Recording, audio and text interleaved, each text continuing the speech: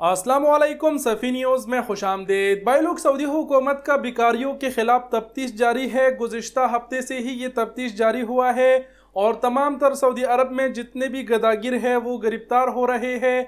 मसाजिद से गिरफ्तार हो रहे हैं, रोडों के ऊपर भीख मांगने वाले गिरफ्तार हो रहे हैं, ऐसे अपराध गिरफ्तार हो रहे हैं जो बीमारी का बहाना रचाते हैं और लोगों से भीख मांगते हैं।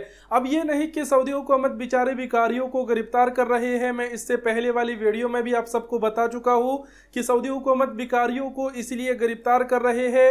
सऊदी हुकूमत जो है उन भिखारियों की माली तमाम तर जो वो है वो चेक करते हैं कि आया वाकई ये शख्स गरीब है या फिर माजूर है, बीमार है, तो हुकूमत की जानिब से उनकी मदद की जाती है। ये हमें सऊदी हुकूमत का इंतहाई शानदार इक़दाम लगा।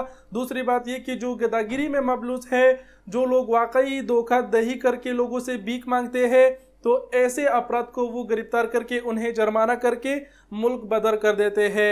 वज़ारत दाखिला ने अपने ऑफिशियल स्नैपचैट पर वीडियो जारी की है जिसमें देखा जा सकता है कि भिखारियों को सऊदी हुकूमत कैसे गिरफ्तार कर रहे हैं। आप लोग वीडियो मुलाहजा करें। في محافظة الطائف وبعد رصد أحد الأشخاص يقوم بالتسول أمام أحد المحلات التجارية يفيد أنه من الأشخاص ذوي الإعاقة، اتضح أنه خلاف ذلك وأنه من مخالفي نظام الإقامة.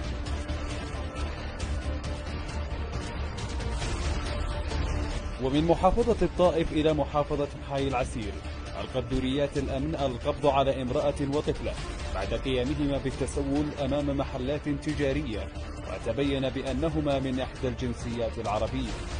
وفي محافظة خميس مشيط تستمر الحملات الميدانية حيث تم رصد طفل يتسول بطريقة مباشرة على قائدي المركبات، وبعد التأكد من هويته وهوية ذويه اتضح أنه من مخالفي نظام أمن الحدود.